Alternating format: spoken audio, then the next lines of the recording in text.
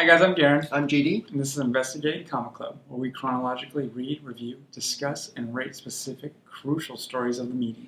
Indeed. Please stick around till the end so you guys can rate the comic yourselves on our episodic comic quality poll, as well as potential bloopers after our Misfit Picture Show's logo, and to see what we will be reviewing next week so you can become members of Comic Club yourself and read along with us.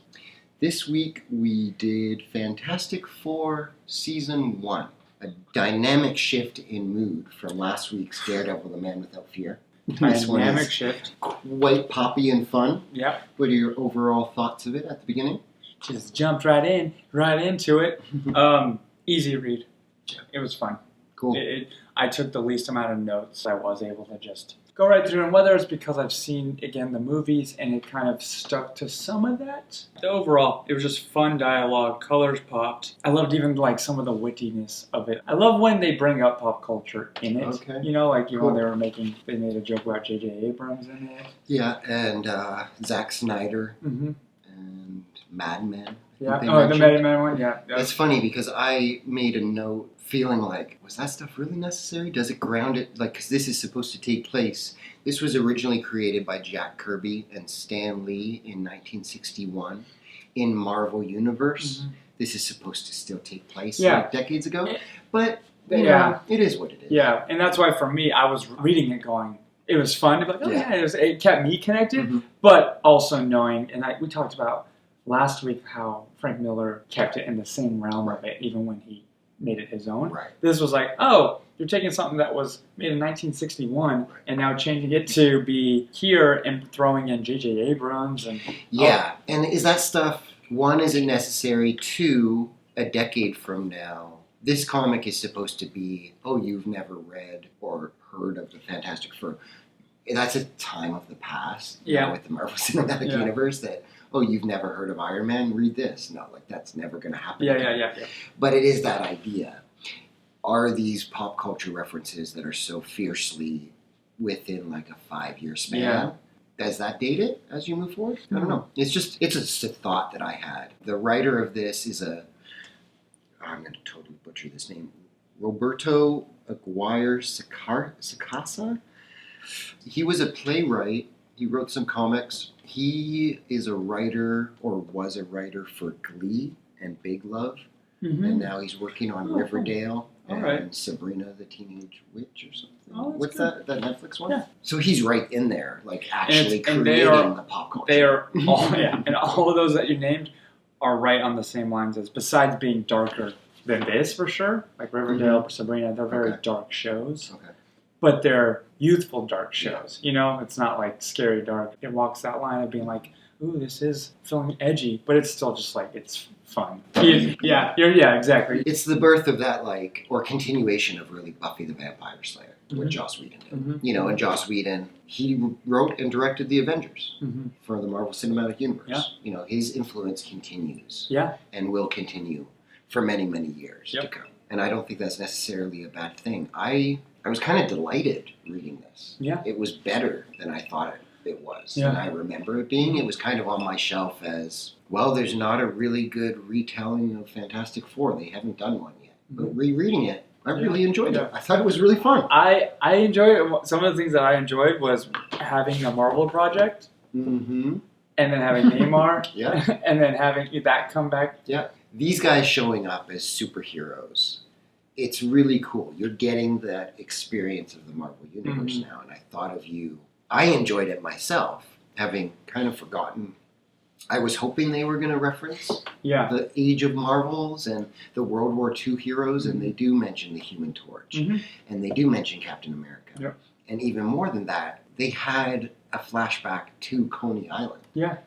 And his fight with No, that the was cool. Submariner. Yeah. You know, and that's for me. I could have just read this only for the first time, and it would have been like, okay, I would have got, but it's like, it's just that much more of like why you just going down the whole of like, I'm reading all these chronologically. Exactly. JD knows what he's talking about. You know, that's a fun payoff. Yeah. And that's the Marvel Universe. That's sequential stories. That's what we're kind of investigating right now. Yeah. And it also raises questions of what happened to Captain America and what happened to Namor to have his memory kind of lost. You get a sense of what happened to Atlantis.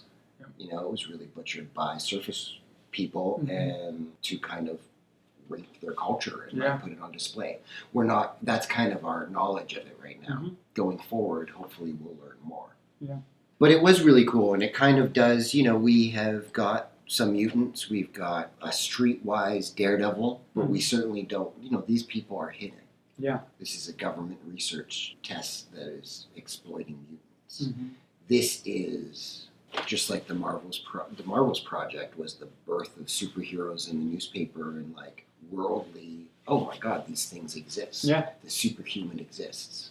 Now it sounds like we're under the impression that they have been gone for many decades, and the Fantastic Four is the first superhero since. And I think that that's really cool. It's a nice payoff to what we're already doing. Yeah. I thought the art was really, really clean. I was grateful that they introduced the Mole Man, and Dr. Doom makes an appearance for a panel.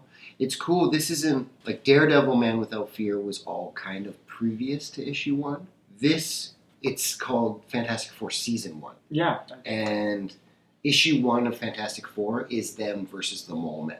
And it's a very classic cover of a giant creature taking New York and the Fantastic Four fighting him. So that is in there. I think it was like issue 4 or something that the Human Torch discovers that this homeless person is Namor.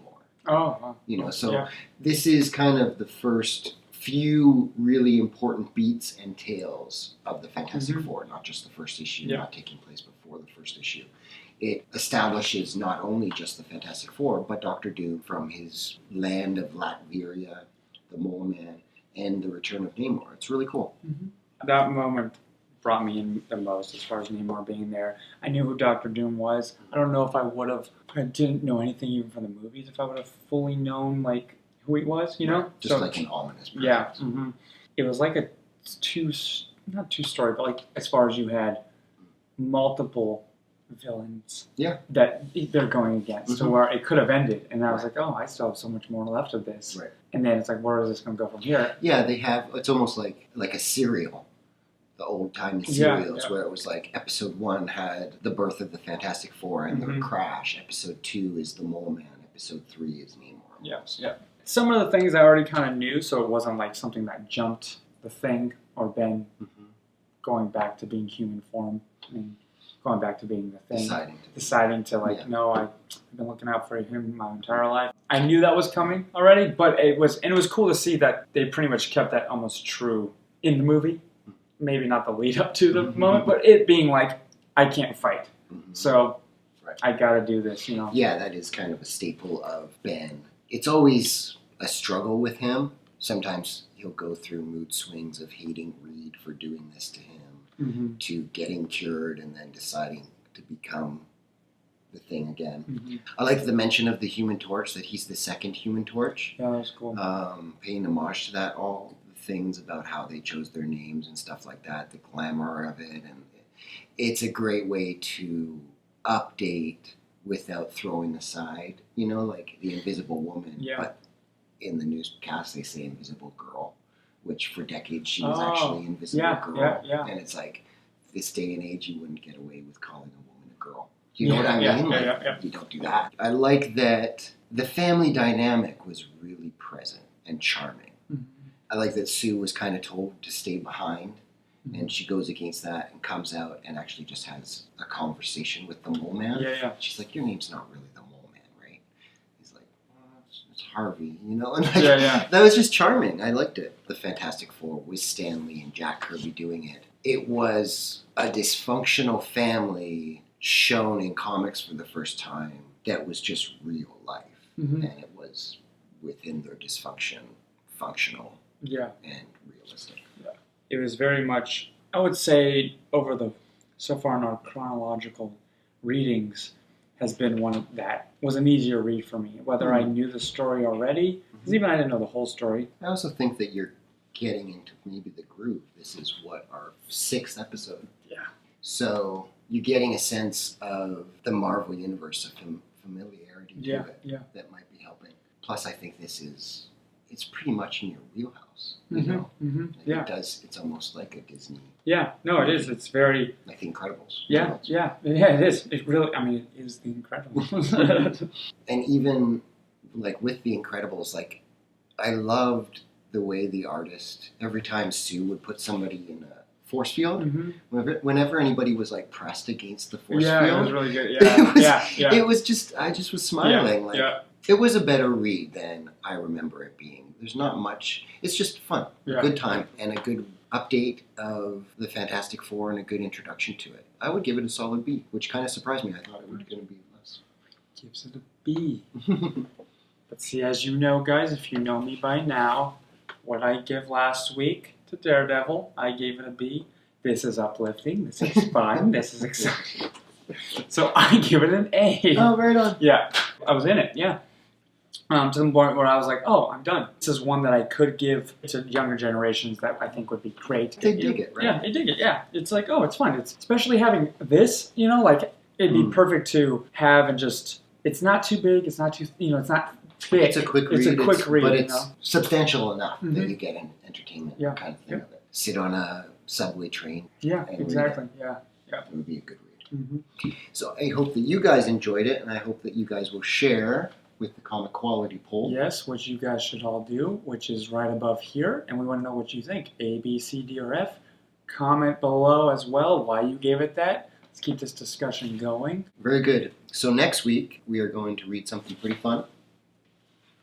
Another introduction to a character we haven't seen yet, Hulk Gray. Nice. Hulk Gray, it's by Jeff Loeb and Tim Sale. They're a pretty great duo. We'll talk about the things they've done in pop culture and the influence they've had. It's been quite a bit. Nice. I hope that you guys will join us.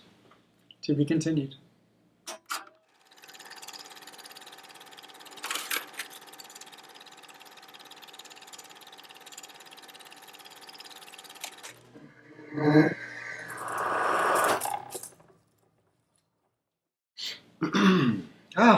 Hi.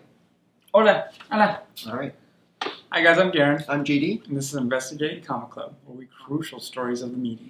Indeed. And stick around to the end so you can rate the comics yourselves. It's not as late as 2:30 in the morning. I didn't think there was dogs allowed. Don't remind me of life while we're doing this.